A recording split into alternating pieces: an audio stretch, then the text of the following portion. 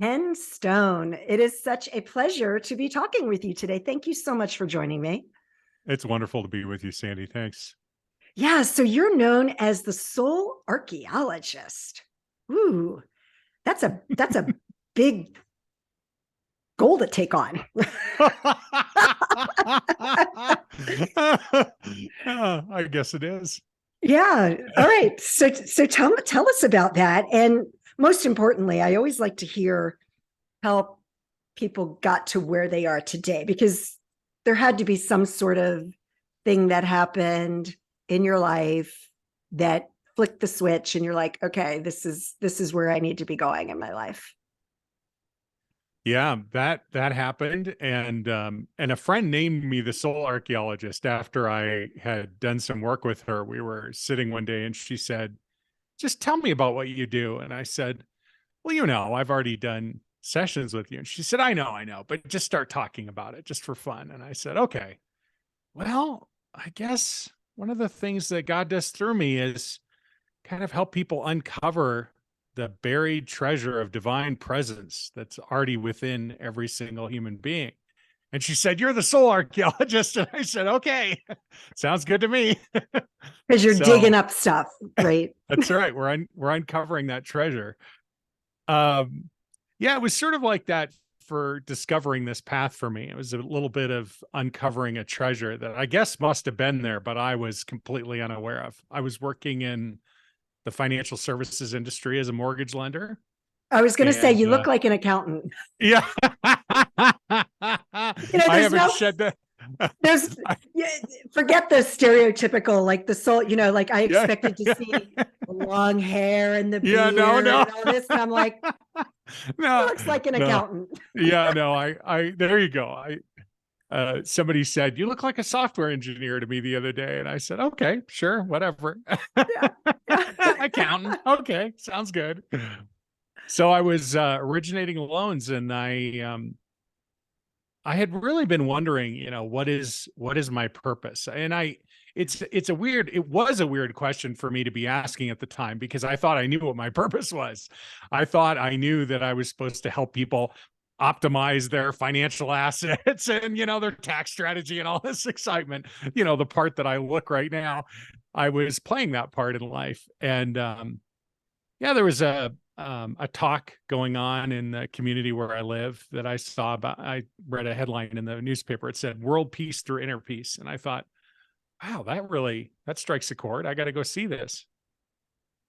And after the talk, which I found fascinating, I went up and asked the guy who was teaching the or talking, some question, and he gave me the best man hug of my life. And I'm a hugger, so that was meaningful. And then he looked me in the eye and he said, "Why don't you come learn how to meditate?" And I thought, okay. And so I learned to meditate, and that was August of 2007. And then I felt really drawn to go to an in residence meditation retreat with the same person, the same organization.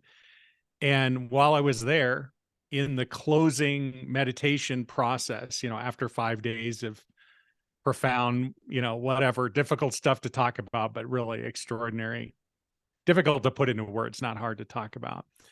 Anyway, there was a fellow participant that I was randomly paired with, and he wrote on a piece of paper, "You should be working as a healer." And I started sobbing uncontrollably, and I had no idea what the word healer meant. I just had no concept of that. And when we came out of silence, he said, "You're going to learn you've done this in many prior lifetimes, and this is more natural than breathing for you." And I thought, you need to go see somebody in a psych ward. Like, what's wrong with you for saying that? Those words seem so bizarre to me. And even as I cried more, and then I hired him to do an intuitive reading, the first one of my life, a couple days after Christmas that year, because my life was falling apart. And I wanted to know, is my life going to work out? Is this going to turn out okay? And all he would talk about was healing. And I came away hearing him say, "You already know what you're doing. You don't need to be trained. Just go do it." And so, as I recall, on the 1st of January 2008, somebody had a migraine that I was with, and I said, "Hey, apparently I'm a healer. Should we see what happens? Can I try this out?" And I put my hands on their head. I didn't know what I was doing. And my hands and feet started buzzing and their headache went away. And that was the beginning, or the Wow. next step in the beginning, I guess. Wow. That's incredible. And I said before we started, before I hit record, I was like, we have a lot in common. Hmm. And the very first time I meditated was in 2007. Ah, Yeah, I took a course, a meditation course, and yeah. it was like over the phone Mm, kind of thing because he was hmm. in California, but then I went to retreats, did a day of silence, Yeah. that whole thing. Yeah, and Yeah. it's very Beautiful. when you have that experience, especially when you completely disconnect and you're Mm, not talking. And that particular day, we sat in meditation for roughly 5 hours. mm. It's amazing what opens up for you. Isn't that the truth? Yeah. Yeah. Somebody asked me after that it was a 5 or 6 day retreat, the last day of which, this guy said you should be working as a healer. Somebody asked me when I got home, what was that like? And I said, well, this is not going to be a very environmentally conscious example, but it's a little bit like driving down the highway at 100 miles an hour in a dump truck, and the back of the dump truck is wide open and all your stuff is just flying out everywhere. And you have to deal with it as it's flying out. But after a couple 100 miles of that, you're not carrying any of the baggage you were carrying around anymore in your life. Never mind the metaphor of littering, the last couple 100 miles. I didn't think I littered anywhere. It just felt like yeah, it is extraordinary. I mean, it's if anyone listening hasn't done that, sounds like we would both recommend it. Yes. Yeah. I mean, because the thing is when you learn how to meditate, and there's lots of different variations of meditation, and it's really just finding something that works for you and that you resonate with. Right. And what I have found is because I did this for so long that now I can sit into meditation and I can get there very quickly. Yeah, And I can do it at any time during the day. exactly. Yeah. Yeah. Opening that interior space, that being space it's such an extraordinary resource. It's such an extraordinary experience.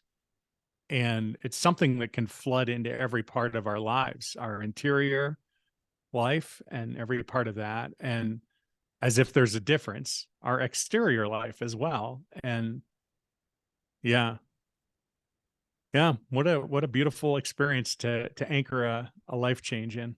Yeah, for sure. And I think what people don't realize that I think people think they have this vision of what meditation is.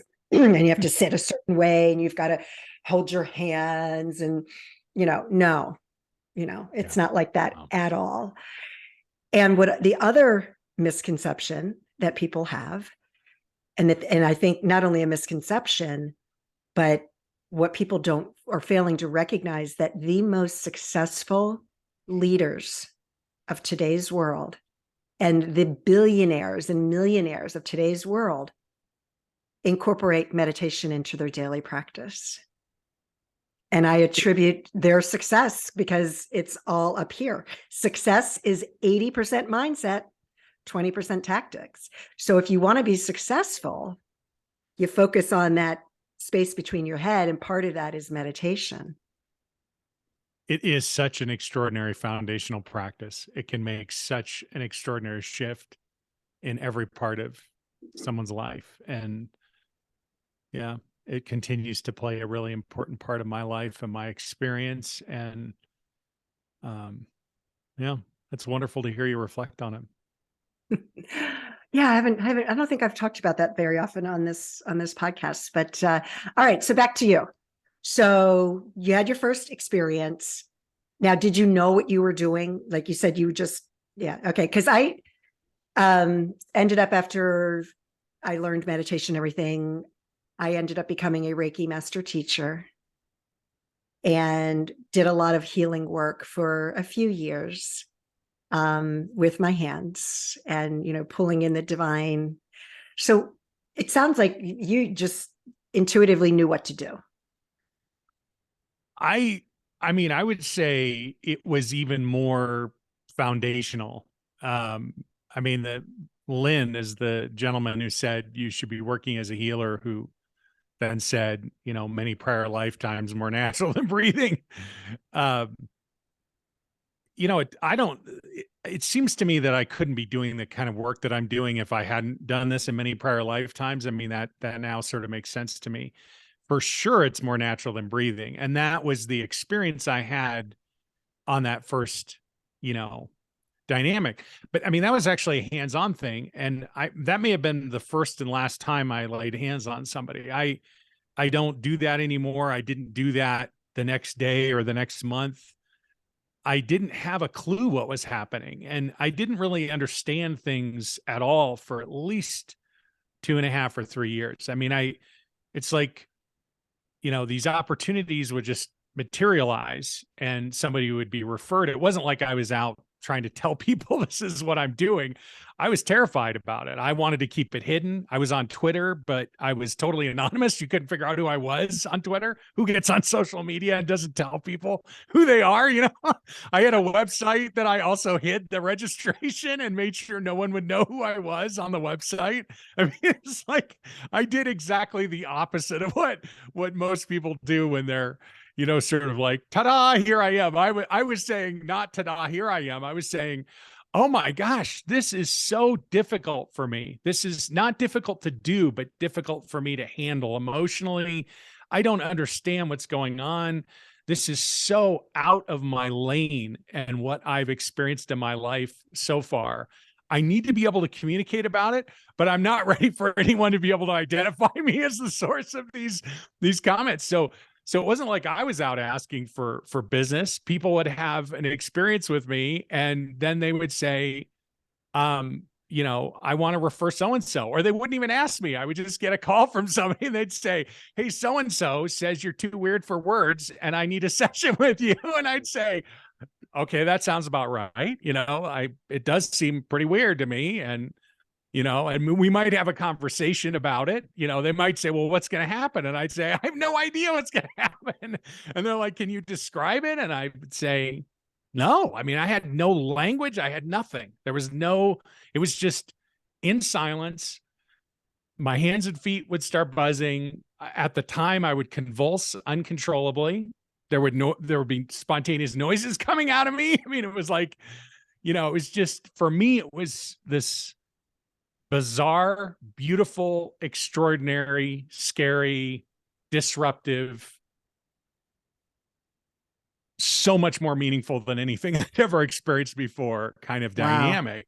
And it just kept happening that way over and over and over again. And like I would have a thought, I wonder if this is like some strange party trick, and then I'd work on somebody and they would, like, I remember there was a guy that I'd met at the meditation retreat and he called me up and it was just like let's connect after 6 months kind of chat. And he said, "What have you been up to?" And I said, "Well, apparently I'm a healer."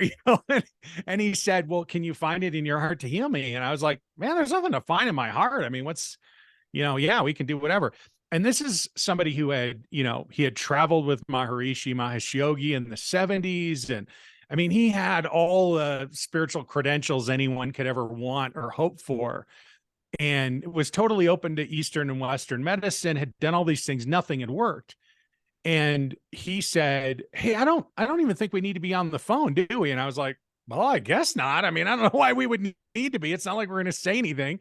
So he went out and meditated on his lake and wherever in the Midwest he was. And I live here in Colorado, and I ran down to my truck in the parking lot of the mortgage practice and got into my truck and I worked on him for 20 minutes, and then it took us weeks to get in touch with each other. And I started worrying, like, what happened? Did some horrible thing? Why won't he return my calls?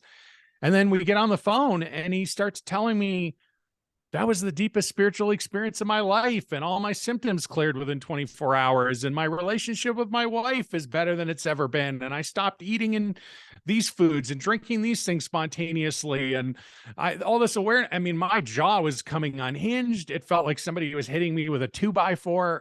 It was like, this is not a party trick. What is this? This is And there was no confusion on my part. It's not me. I mean, I can't be causing this. I have no idea how I would cause this. So it just became so clear. Divinity is working, through me, I guess, or I get to witness this thing that's happening. And yeah, it's been a wild and extraordinary ride, but very much not something that I, let's say, welcomed in initially. I fought with it, I resisted it, and not something I really even understood or knew how to communicate about for a long time. So how do you communicate what you do now that you've been doing this for a number of years now? Yeah. What is it that you do? How could you, if I'm like a new client, I come to you and I'm like, I've heard great things. Can you just explain to me what it is that you do and how you help and assist people in their own healing? Well, what I would say is that somehow, some way, the way God moves through me, it opens up a deeper experience of the divine within you, within your body, within your being expression at the most essential level. Um, it's not about your thoughts, though your thoughts will change. It's not about your feelings, though they will change. It's not even about your being expression, though that will definitely change. And it's likely going to be visceral for you. You'll feel it in your body. And what you'll feel, I have no idea. Think of it as the divine mystery. And the healing that so many people have sought me out for is, I perceive, as a byproduct of that dynamic. It's not even the point. I mean, Mm, people will say, do I need to tell you what's wrong? Or I'm like, no, because it doesn't matter, like, okay. and I don't mean it doesn't matter in a disrespectful way. I just mean God's going to do whatever God's going to do. And if that isn't an acceptable name, substitute in divinity, source, Right. the tree fairies, whatever, it doesn't matter to me. And I don't think divinity cares either.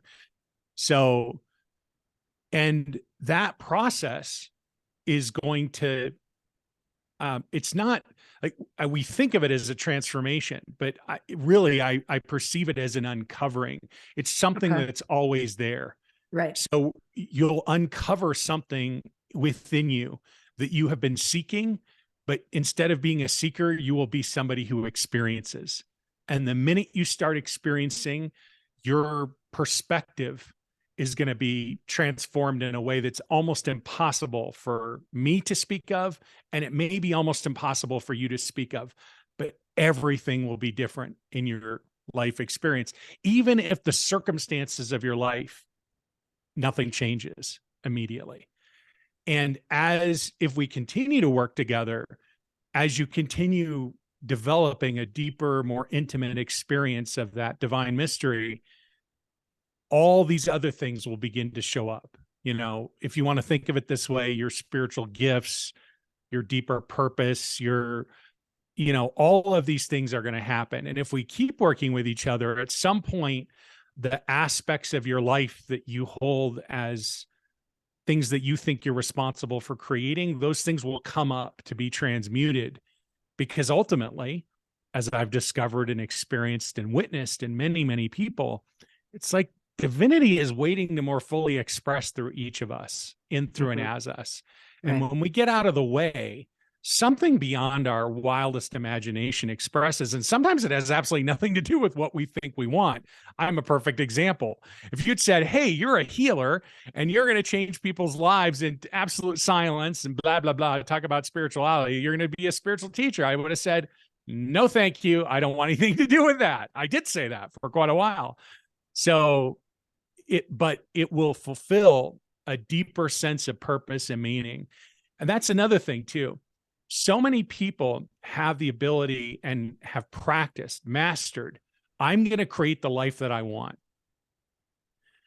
And almost without exception, those very same people are unfulfilled and Right. unsatisfied Right. because they think they have to create it.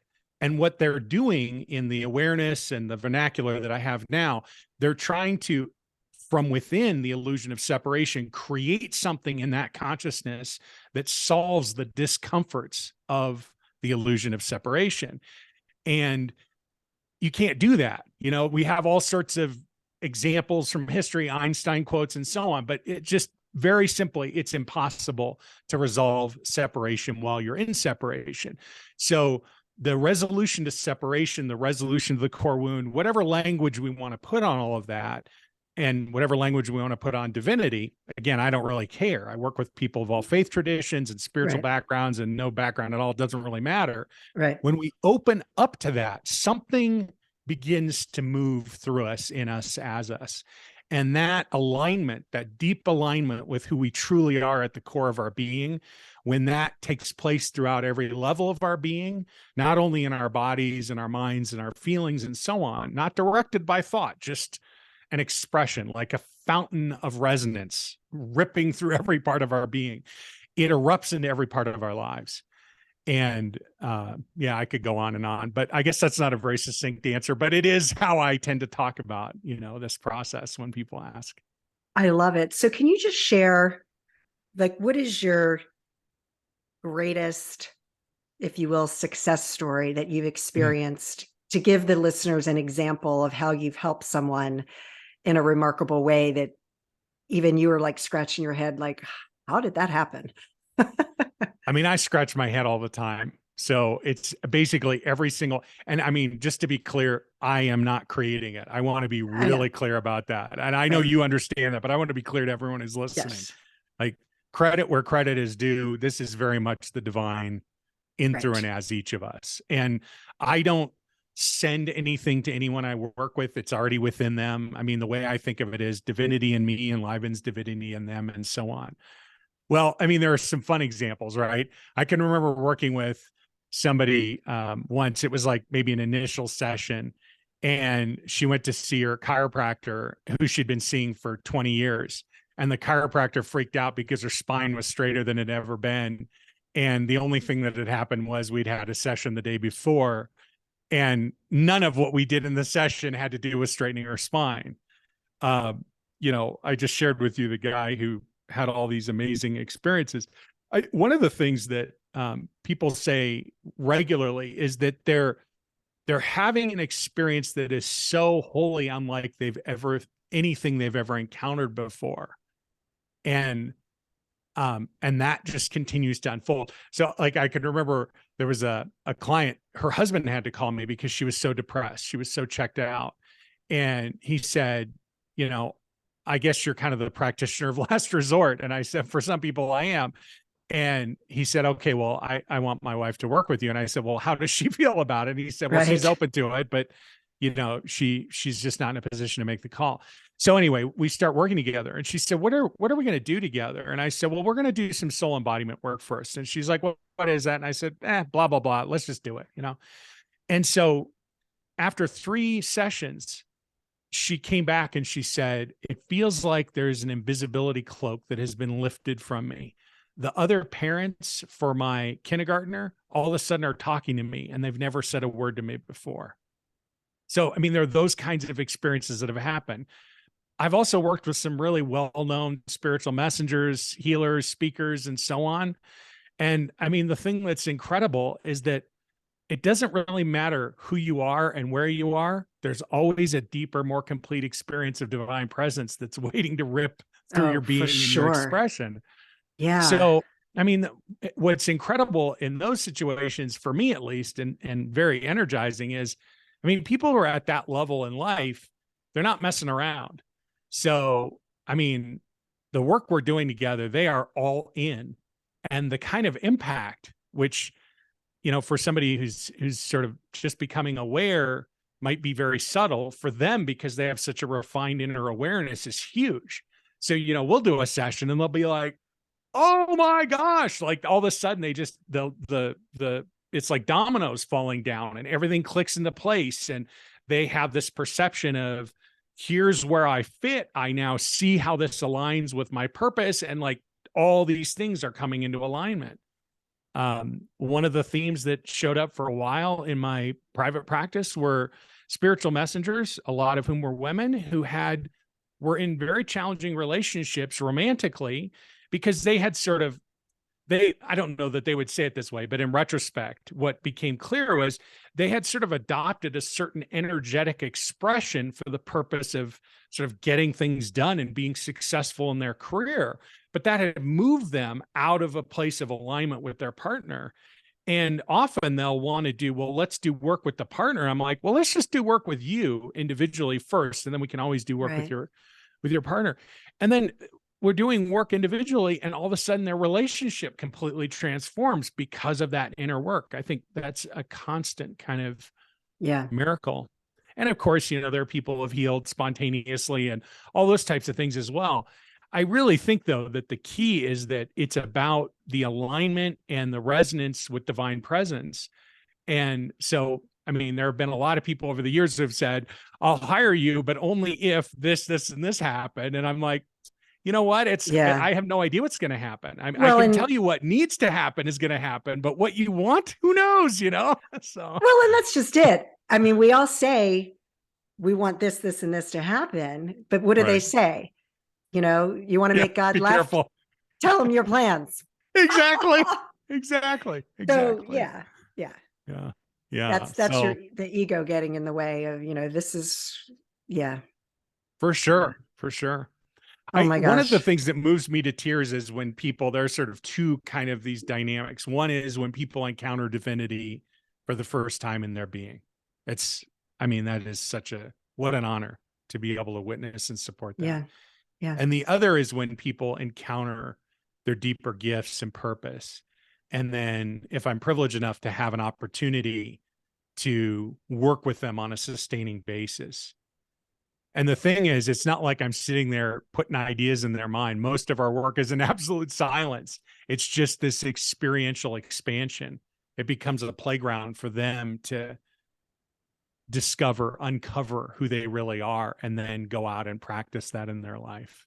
I can't believe I get to do this for a living. It's unbelievable to me. It really is. And what a gift.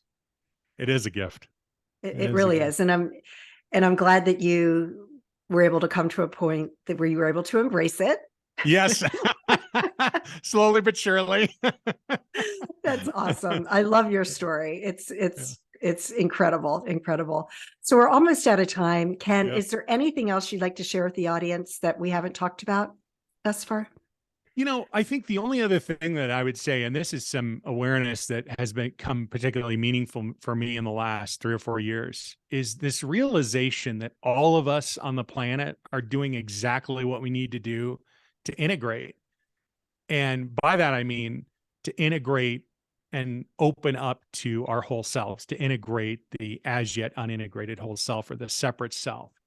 And that is such a powerful point of freedom for me now, to realize each person is on their own developmental journey. And it's a freedom for me. I think it's a freedom for others as well, to be able to realize, hey, I'm carrying my water. I'm doing my work. I'm doing what I need to do to integrate and open up to my wholeness. And so is everyone else. And we're all just doing our best. We're doing what we need to do. Doesn't matter if it makes sense to anyone else. Doesn't matter if we agree with it. Doesn't matter if it's what we would do. We're just doing exactly what we need to do. I love it. All right. Well, if you want to learn more about Ken, definitely check out the link in the bio to have access to him. And I love what you're doing. It's really incredible. It's really incredible. It's been a joy to sit thank with you. you, Sandee. Thank you so much. Thank you. Thank you, everyone.